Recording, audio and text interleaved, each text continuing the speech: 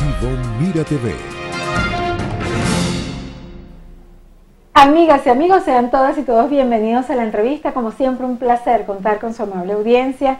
Hoy estamos súper contentos de darle la bienvenida a un gran amigo, a un excelente profesional que nos tiene acostumbrados a ofrecer su visión del mundo a través de líneas sencillas, de colores y de formas que desde alguna perspectiva se llaman caricaturas, pero para otros son arte.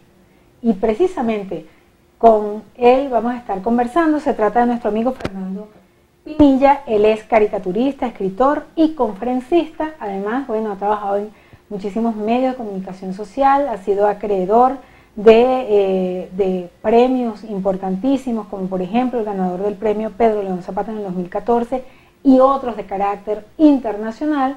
Actualmente, después de trabajar en la mayoría de los medios más importantes impresos en nuestro país, con su visión del mundo a través de las caricaturas, actualmente está trabajando y publica sus trabajos en el Diario de las Américas en Miami, El Tiempo de Washington, es colaborador además de diferentes medios, tanto digitales como impresos, en fin, un hombre prolífero, muy productivo y que todavía inquietamente está buscando más cosas que hacer.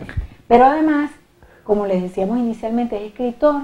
Tiene en su haber más de 5 publicaciones, otras en la mente y borradores, en fin, con apenas 3 décadas y algo más de vida, este caballero nos ha ofrecido una gran cantidad de testimonios de su mente a través del arte.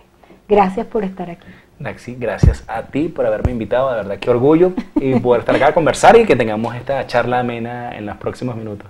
Mira, yo me siento muy contenta porque en realidad yo siempre he admirado muchísimo, obvio, aquí tú te ganaste un premio de uno de los caricaturistas más importantes de nuestro país, como lo fue Pedro León Zapata, que tenía una visión del mundo distinta, increíble, única, que yo profunda. Creo que, exacto, profunda, con unos toques de abstractismo, y una simplicidad que wow, o sea, cómo mostrar, que yo creo que es precisamente uno de los factores y características más importantes de la caricatura, es mostrar sentimientos, es mostrar lo que significa la esencia humana a través de líneas cortas. Tal cual, sí. Fíjate que yo creo que Pedro León Zapata fue uno de los grandes, digamos, maestros en esa frase que dice que menos es más. Y él lograba unir de forma increíble la imagen, la palabra, hacerlas un solo concepto, un solo mensaje, pero un mensaje tan poderoso que de verdad yo creo que es muy difícil emularlo. Y querer emularlo también es caer en un error. Yo creo que cada uno también tiene su ADN y tiene que buscar la forma de transmitir, aprender. Pero emularlo es muy difícil, es decir, ¿qué he intentado yo en esta evolución? Admirarlo. Claro, lo admiro y somos y ver que sí se puede. Distintos. Claro, ojo, yo lo conocí al maestro Pedro León, lo conocí hace muchísimos años, comenzando yo como caricaturista, después lo pude ver ya, digamos, ya afianzado un poco más en mi trabajo y conocerlo a él, tanto como a su esposa. Es más, estuve en su homenaje en la UCB, fue muy bonito hacerle un homenaje, lamentablemente póstumo ya después, pero esa escuela que era él viviente, escucharlo hablar, era increíble, ¿no? Y analizar su trabajo a diario, y yo tengo libros de él y verlo, wow, es increíble, ¿sabes? He aprendido muchísimo más, como te digo, mi trabajo tiene su ADN, su propia identidad, pero siempre siguiendo algunos lineamientos de él. Somos estilos totalmente distintos, pero claro, esa esencia vive en nosotros y en cada uno de los caricaturistas de Venezuela. En el caso de la caricatura de nuestro invitado Fernando Pinilla, es una caricatura de líneas, pero también de color. Sí, claro. Ojo, yo comencé en blanco y negro muchísimo porque publicaba con La Región y La Voz. Porque eran tiempos, pues. Claro, y la página, y a pesar de que el periódico era color, habían páginas que eran en blanco y negro y justamente Opinión caía en blanco y negro. O sea, yo comencé haciendo las caricaturas con mucho color y lamentablemente tuve que emigrar pronto al blanco y negro porque no... Ubicaban en la realidad de la practicidad del trabajo. Claro, y a veces había mensajes que en colores tenía sentido los colores, valga la redundancia, pero en blanco y negro se perdía el mensaje. Entonces tuve que adaptarme a trabajar en una tonalidad totalmente muy tradicional de la prensa, porque además, vamos a estar claros, durante siglos la prensa ha sido blanco y negro.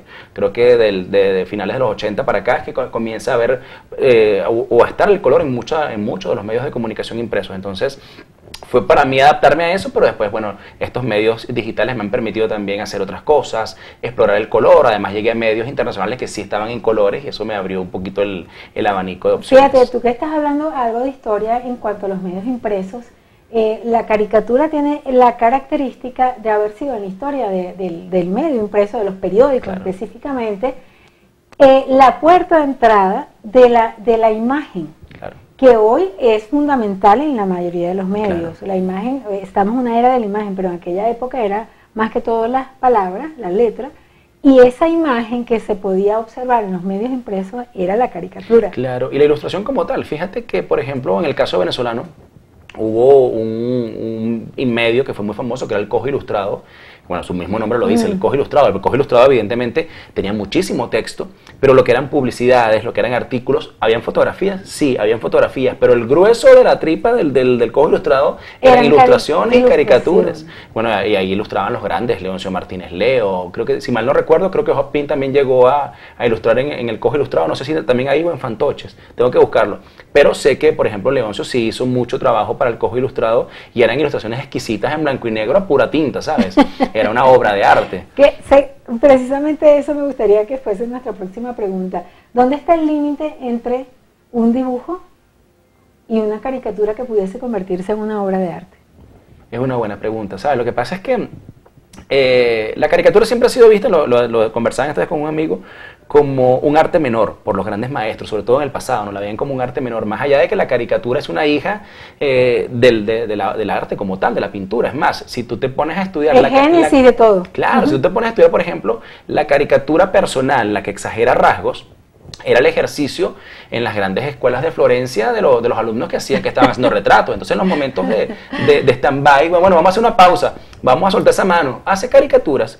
No tenían, el concepto de la caricatura no existía como tal, pero ya el ejercicio estaba, ¿sabes? Estaba, claro. Es una forma además de hacer humor. Es más, hay muestras de caricaturas desde la antigua Grecia, desde el antiguo Egipto. O sea, la caricatura como arte, como género. Desde las caricaturas rupestres. Claro, sí, el arte rupestre el como ser tal, humano sí. Arrancó caricatura. Entonces, la caricatura siempre ha sido vista a veces como un arte menor, pero maestros como el maestro Zapata, yo creo que el propio Quino con Mafalda, hay piezas de Quino, caricaturas, viñetas, que son consideradas obras de arte, ¿sabes? Que no pueden ser separadas porque el mensaje o lo que transmiten o lo que lleva, además de la fama de quien la hace, que le precede a la obra como tal, dices, no hay forma de minimizarla y pueden ser valoradas tal cual como una obra de arte de un gran maestro, una pintura.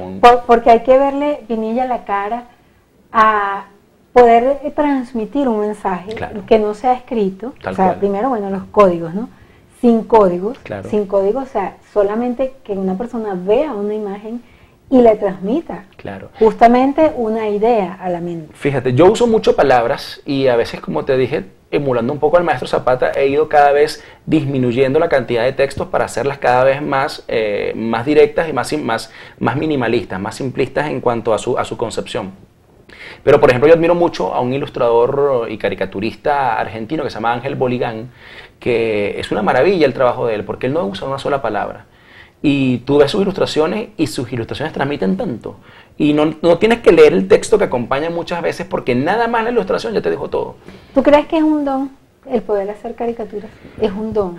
Suena es algo que se puede aprender. Va a sonar engreído, okay, pero sí, yo creo que todos nacemos con capacidades distintas, ¿sabes? Hay gente que tiene capacidad para la matemática, que tiene capacidad para el verbo, para la actuación, para la música, que tienen voz. Yo digo que la caricatura, el dibujo como tal, no solamente dibujar, porque hay muchas personas que dibujan, sino el hecho de conceptualizar, que es tan complicado. Ojo, también es un ejercicio diario. Por ejemplo, comparo mi trabajo de hoy con el trabajo de hace 15 años y yo siempre digo, gracias a los Materán que me publicaban, porque definitivamente a veces veo obras que no me gustan y digo, por Dios, ¿cómo me publican? Esa es la época del preescolar. Claro, yo soy muy crítico con mi trabajo. Entonces, claro, ver los trabajos de hace 15 años, para mí a veces, hay unas que me encantan, otras que digo, wow.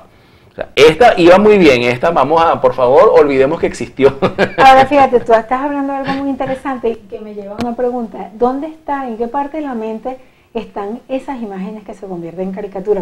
Podríamos nosotros recordar esa película de Sherlock Holmes que que él en su mente hacía la deducción de todas las cosas. Claro. Eso pasa en la mente de un caricaturista, ¿qué hay allí? Sí, bueno, además de, como dice mi novia, los dibujitos ya están actuando en tu cabeza, los muñequitos. Ahí tienes un... Pero sí, fíjate, en mi caso, por ejemplo, yo creo que la inspiración está en todas partes, ¿no? Lo que pasa es que creo que la mente, ciertamente, como tú dijiste, no quiero hablar de don porque suena feo, suena así como que tienes un don. Bueno, no, pero hay una capacidad, no de ver cosas de repente rápido, ¿sabes? De agarrar ideas rápido y de conceptualizarlas y visualizarlas. Eso siempre para mí ha sido una facilidad, no solamente en la caricatura, sino a la hora de escribir también. Es decir, que con poco material genero cosas, ¿sabes? Entonces, te pongo ejemplos, no sé, me pasó hace mucho tiempo con alguna caricatura que escuché una frase de una persona y la frase la voy escuchando, voy de al lado y escucho la frase y la frase enseguida me hace un clic y se convierte en una imagen. Cuando tú vas a esas conferencias internacionales en París, en otros países, ¿qué te provoca decir? O sea, ¿cuál es la jugada ahí para un hombre como tú que tiene esa mente, ¿no? Esa imaginación y que de alguna manera plasma esas ideas para que cualquier persona, si no tenga una formación que es el periodismo blando, pueda decodificar tu mensaje?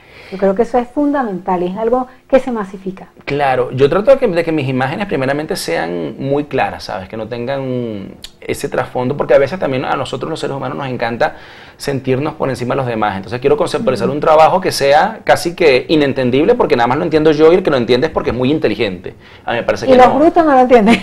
A mí me parece una falta de respeto, ¿no? Claro, porque claro. además la caricatura es un género muy ligado al pueblo, ¿sabes? A la persona de a pie. Yo soy gente de a pie. Las caricaturas nacen en el abasto, nacen hablando con los amigos, ¿sabes? No es algo elitesco, ni es algo, no es física cuántica. O sea, esto es caricatura pura, es vivencia diaria. Entonces, cuando uno está afuera hablando con otras personas, trata justamente de que las personas se entiendan tu contexto, primeramente, ¿no? O sea, por ejemplo, cuando estuve en París el año pasado, estuve trabajando y hablando, no era un tema muy agradable, pero era la crisis sanitaria venezolana, desde el punto de vista del humor, cómo la manejábamos nosotros, porque fue una conferencia que hicimos con Médicos Unidos de Venezuela en Francia, en París, y eso es una ONG.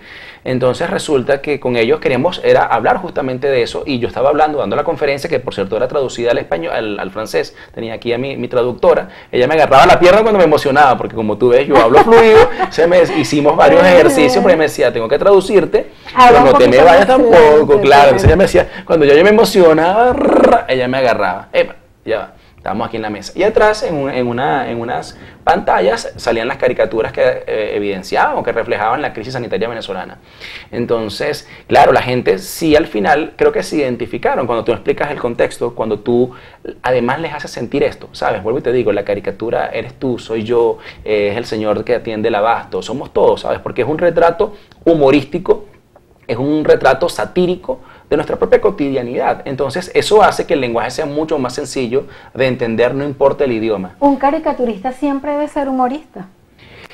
¿Crees que siempre debe no, sabes, ese es un tema que yo siempre lo he discutido, porque a veces la gente malinterpreta que la caricatura es un chiste, y no estoy diciendo que el chiste sea malo, el chiste es muy bueno, ¿sabes? Hacer reír es muy bonito, pero a veces la caricatura quiere también evidenciar tristeza con ironía, ¿sabes? No siempre quiere la caricatura reflejar humor o que te ríes de un tema. Entonces la gente a veces malinterpretan y dicen, pero por ejemplo, cuando he tratado caricaturas sobre el tema del tapón del Darién y esto que está pasando con los migrantes, que si muere un niño, cuando han intentado migrar.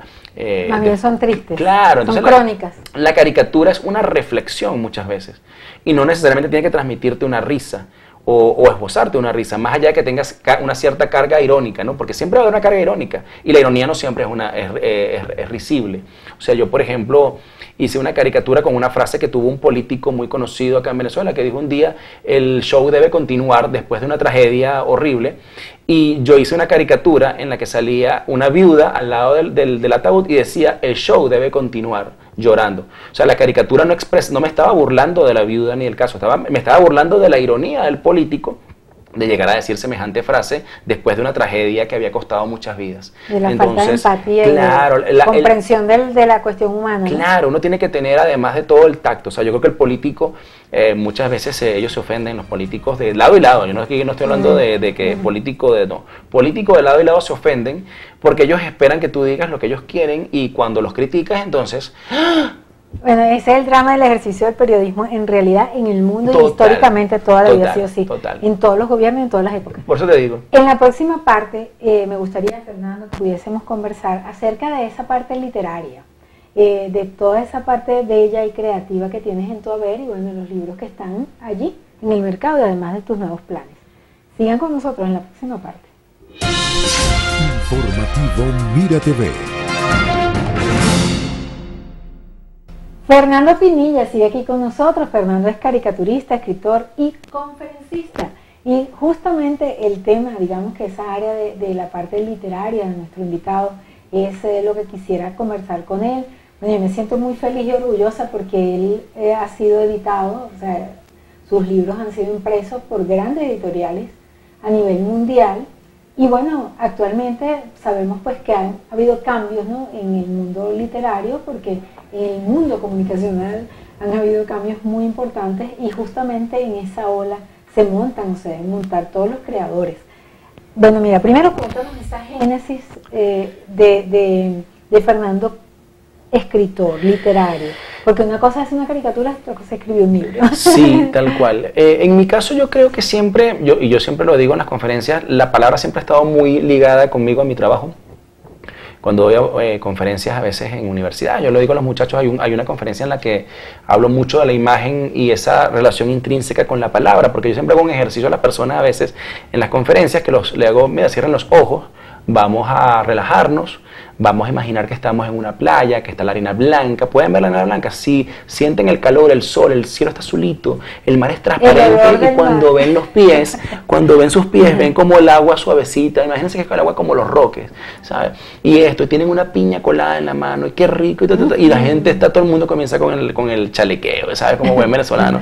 ¡Ah, qué rico! Y tal. Ok, abran los ojos, chévere. ¿Qué utilizamos para poder visualizar esas imágenes? Palabras.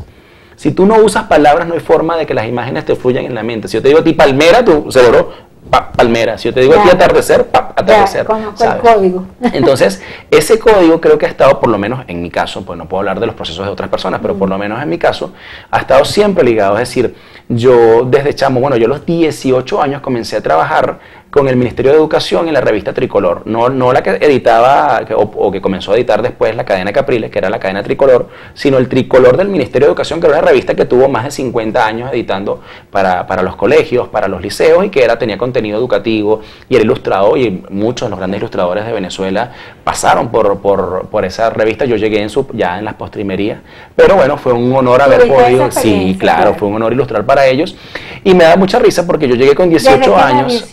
18 años. Wow. Yo llegué, toqué... ¿Te acuerdas cuánto te pagaban? Oye, creo que eran 200 bolívares por cada lámina ilustrada, por página ilustrada. Y de los viejos, claro, de los de aquella época. Era platica. Sí, que era platica, claro, no, uno se cuadraba, no te creas. Entonces yo para mí, que tenía 18 años, era un dineral. Yo recuerdo que llegué y le digo a la profesora Aventura Hansen, que era la directora en aquel momento de la revista, una gran amiga todavía hoy en día, le digo, mire, yo soy ilustrador, llegué con mi carpetica, dime tú, 18 años, ilustrador. Con tus dibujos. Dibujitos en acuarela, tal, y le muestro. Y ellas siempre se reían porque decían, a nosotros nos impactó que un muchachito llegara a decirnos y a ofrecer su servicio. Y cuando vemos que tu trabajo era bueno, o sea, no, evidentemente, faltaba muchísimo, todavía me falta muchísimo por recorrer. Imagínate, en aquella época, estaba como tú dijiste en el Génesis. Resulta que ellas me dieron la oportunidad, pero el primer encargo era, bueno, chévere, tenemos 2 páginas libres, necesitamos un cuento sobre el agua, que sea ilustrado y sea escrito. Y yo como mi mamá me dijo, cuando usted le diga algo, usted diga, sí lo sé hacer.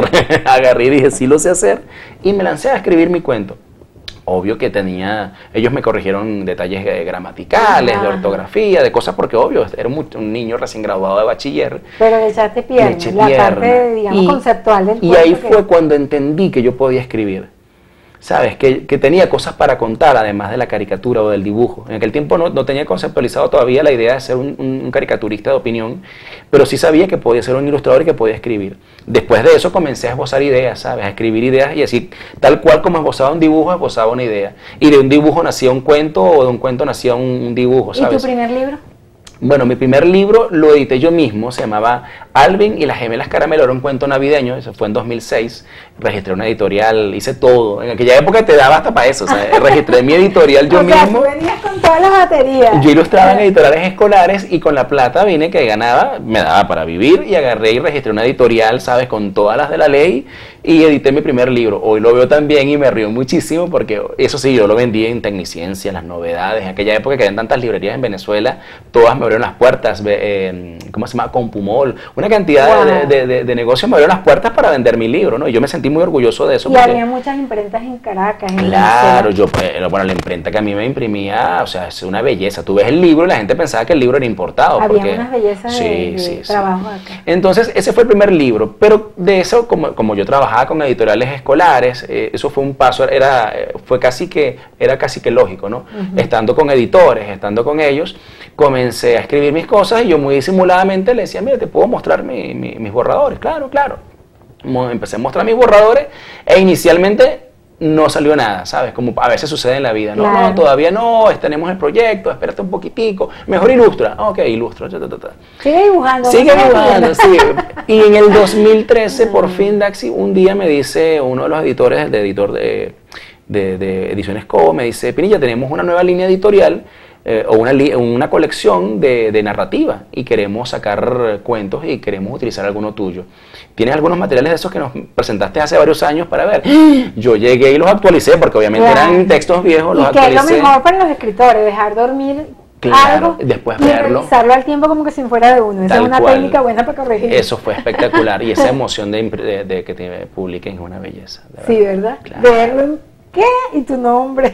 Ojo, hasta no lo leo. Da flojera leerlo. ¿Sí? No por flojera, sino porque yo soy muy crítico con mi trabajo. Y después entonces va a decir, no, lo vuelvo a hacer. Aquí debo haber dicho esto, aquí debo haber dicho lo otro. Y yo, no, mejor, yo a mí me entregan el libro, o sea, cuando está el proceso de corrección, claro, lo releo. Pero cuando ya se entrega el manuscrito y me dan el libro impreso, olvídate que yo no lo leo. A no ser que me pidan en un evento o algo, léete una página. De resto no leo el libro completo. Y después los otros libros. Mira, bueno, que fue una seguidilla, eso fue 2013, fue un año para 2013, 2014 y 2015 para mí fueron años magníficos porque publiqué La Hada de los Castigos, que fue el primer libro. Siguió el Misterio del Bosque, todos son libros juveniles escritos e ilustrados por mí. Después siguió Fausto Marden, que es un libro que lo amo porque además nace estando en una reunión con unos amigos en Chichiriviche y estando en el mar me inspiró, lo que te digo, las ideas están en todas partes. Cuando el mar me estaba golpeando en los pies, yo decía, pareciera como que me estuviera acariciando. Yo estaba tan feliz con ese día en la playa, yo decía, el mar pareciera que me estuviera acariciando. ¡Pop! Se me prendió y empecé a escribir el borrador del libro. Después de eso escribí una novela negra, que es el Susurro de la Mariposa, que también la edita Cobo. Y ya posteriormente, en 2017, Editorial Planeta me dice, Pinilla, ¿tienes algún material para que publiques con nosotros? Yo decía, imagínate, Editorial Planeta, ya era hablar palabras mayores. Claro. Y tenía un cuento desde 2007, porque querían un cuento infantil, pero bien infantil. Y yo tenía un cuento que se llama El Gato Glotón, que nació de mis gatos, que tenía en la casa en aquel momento. Y yo vengo y lo agarré, lo busqué, lo desempolvé, arreglé lo que tenía que arreglar, lo leí, acomodé algunas cosas de las ilustraciones y le presenté el proyecto a Planeta, porque además era un cuento que a mí me encantaba y que se lo había presentado a Cobo, y Cobo, como no tenía espacio para cuentos infantiles, no me lo había aceptado. Y apenas se lo presento, quedaron encantados y me dicen, publica, vamos a arreglar algunas cositas en cuanto a la diagramación, tal, pero este es el hombre. Chama, cuando saqué ese libro, para mí eso fue maravilloso, increíble, ¿sabes? ¿Y qué pasa hoy en día en Venezuela con esas editoriales? Mira, lamentablemente, tanto Ediciones Cobo fue la primera en caer, quebró, y después siguió el tema de Planeta, que Planeta quiebra en Venezuela también, quiebra, que es un hecho sin precedentes. Planeta sigue editando en España, en Colombia, en Argentina, en todas partes. Pero en Venezuela quebró y lo que quedó nada más fue el fondo editorial para venderse en las librerías y terminar de salir con lo que tenían. Una crisis evidentemente por el tema papel, por el tema también de la asignación de divisas en aquel momento cuando existían aquellos famosos Cadivis y Madi, no sé qué cosa. Mira, un libro que se sacaba por ejemplo en Cobo tenía que ponerse, además obligatoriamente este libro fue comprado, el papel utilizado fue comprado con dólares Simadi, por decirte algo. Y entonces ellos, por ejemplo, si ellos compraban el papel, por decirte algo, en dos dólares, ellos tenían que vender el libro y el libro costaba 1.50, estamos aquí poniendo ejemplo. Así pasaran 10 años, hasta que no se acabara ese tiraje, el libro tenía que venderse en 1.50. Y te imaginas que la inflación fue acabando con eso. No, es más, no pudieron seguir así. Claro, porque llegó un punto en que ellos tenían bobinas de papel que traían de Canadá, porque además el papel era importado, o siempre ha sido importado, pero las bobinas de papel que llegaban de ellos decían, es más rentable hacer resmillas de papel para venderlas en nuestra librería que editar libros. Wow, qué triste, ¿no? Qué triste. Entonces, a eso se dedicaron, comenzaron a hacer eso porque evidentemente la crisis los obligó a ellos bueno, y tanto así que terminan quebrando. O sea, y es dramático porque no solamente es un tema de los autores, es todo un gremio completo editorial que quedó acéfalo. Que quedó acéfalo. Por eso es que en Venezuela hoy no hay librerías. En Venezuela no hay, y las pocas editoriales que quedan son muy valientes, ¿sabes? Porque además tienen tirajes cortos, no tienen pocos, claro, es muy complicado. Entonces, para mí fue muy fuerte, pero gracias a Dios existen soluciones. Toda la vida tiene solución. Opciones, claro. No es lo ideal, porque yo creo que todo tiene que caminar. Las opciones digitales, ahorita hay grandes editoriales digitales. Claro, y fíjate, por ejemplo, el servicio de Amazon es brutal. El Kindle. Amazon, sí, ellos tienen, bueno, ellos se llaman Kindle Direct Publishing, y ellos te ofrecen no solamente la versión digital como tal, sino además imprimirte. O sea, eso es una maravilla. La puede comprar impreso, claro, entonces, y desde un libro, y con unos precios que tú no puedes... Que sacándole la copia sale más cara. Parece mentira, sacas copia y te arruinas, más acá en Venezuela. Pero entonces para mí ha sido una gran ayuda porque muchos de los libros están en Amazon y a la hora que yo hago un evento, traigo mis libros, ¿sabes? Los puedo tener físicamente sin tanto problema y cuando, por ejemplo, ahora que estuve en Europa, mi último libro que saqué, que es un libro recopilatorio de mis caricaturas en la prensa venezolana, lo pudimos vender en España, lo pudimos vender en París con una facilidad y con un precio sin problemas y está presente cuando tú lo colocas en Amazon, sabes que estás en Amazon, Estados Unidos, Canadá, Reino Unido, Francia, Australia. Estoy enamorada de las tecnologías de la información. Total, son una maravilla. La globalización de la información es algo maravilloso. Claro que sí. Si se sabe aprovechar de la manera positiva, ¿no? Claro que Ahora, sí. quisiera antes de despedirnos, porque bueno, hay muchos temas que quedaron, pero vamos a seguir con ese tintero activo. Quiero que nos cuentes tus planes, qué estás haciendo, qué estás pensando en estos días acá. Bueno, inmediato, la semana que viene, Dios mediante, voy a comenzar un programa de radio en Altos FM, acá en Altos Mirandinos, un magazine vespertino, que va a estar los días lunes, miércoles y viernes de 2 a 4, en el que esperamos hablar de variedades, escuchar buena música y hablar un poquito de humor y entrevistar gente agradable. Espero que puedas estar tú también allá de invitada, que cambiemos el rol. Y estoy muy emocionado porque, bueno, la radio es muy bonita, es una responsabilidad grande. Yo nunca he hecho radio, de verdad lo estoy asumiendo con mucha humildad porque yo no soy locutor como tal de profesión y quiero aprender de la gente que sí tiene experiencia, que sí está ayudándome, asesorándome y dándome mucha fuerza. Vamos, Penilla, que sí se puede. Y para finalizar, ese mensaje, esa condición como venezolano, como hombre pensante, pues, y un mensaje para todo nuestro público que seguramente lo van a tomar con mucho afecto. Mira, yo lo que estoy en este momento es llamando a todo el mundo a querer cada día más a Venezuela, ¿sabes? Y no solamente a querer a Venezuela como país, sino comenzar a asumirla primero como que Venezuela somos cada uno de nosotros. Yo en las conferencias siempre trato de hacer eso, y hasta tengo un monólogo humorístico, por cierto. Y en ese monólogo yo siempre hago la comparación con las neuronas, ¿sabes? Las neuronas no pueden trabajar una solamente, porque si no, no hacen sinapsis, tienen que trabajar una con otra. Si una neurona deja de trabajar, comienza un colapso completo en el sistema nervioso, y me corrijan los médicos que me están viendo en este momento. Lo mismo pasa con los seres humanos. Venezuela no es simplemente un territorio geográfico demarcado que tiene una formita muy cómica, que a veces parece un elefantico. Cuando yo lo digo, parece un elefantito. No, Venezuela es un territorio que está compuesto por millones de personas, y cada una de esas personas dentro y fuera de Venezuela tiene una responsabilidad como venezolano, como embajador, y el cambio comienza en nosotros. ¿Hay problemas políticos, económicos y sociales en Venezuela? Sí, pero si nosotros no cambiamos individualmente, el cambio nunca va a ser efectivo, porque si comienza uno, seguramente podemos hacer que otras personas hagan un cambio. Yo siempre invito a las personas que asisten a mis conferencias o que me siguen en mis redes a eso, más allá de que podamos coincidir o no podamos estar de acuerdo en un tema. El respeto por delante, el amor por Venezuela y el compromiso para siempre ser una mejor persona a diario. Muchísimas gracias, encantadísima de verdad de conversar contigo, que nos hayas visitado. De más está decirte que esta es tu casa, de hecho pues también tuviste un tiempo acá en Mira TV. Así es. Y siempre pues abiertos a disfrutar de esta encantadora conversación contigo. Claro que sí. ¿Puedo hacer mi invitación para que me sigan por mis redes? Por favor, si me pueden seguir en mis redes sociales. Está en las redes, pero por siempre es bueno decirlo, que por favor me sigan, tanto Instagram, Twitter, Facebook, es @fmpinilla, y mi página web es www.fmpinilla.com. Siempre una caricatura creativa y un mensaje. Esa es la idea. Muchísimas por lo menos gracias. La meta. Gracias a ti. Gracias, eres espectacular, me encantó la entrevista. Gracias a ustedes, nuestros queridísimos televidentes, gracias por permitirnos una vez más entrar a sus hogares a través de la pantalla de Mira TV. A nombre de nuestro director Antonio Brantes y quien tuvo el inmenso placer de conversar con ustedes, Daisy Oropesa, nos despedimos. También mandándole un inmenso saludo a nuestro querido colega Isidro González, quien coadyuvó al éxito y a la coordinación de esta entrevista. Así que pasen una maravillosa jornada.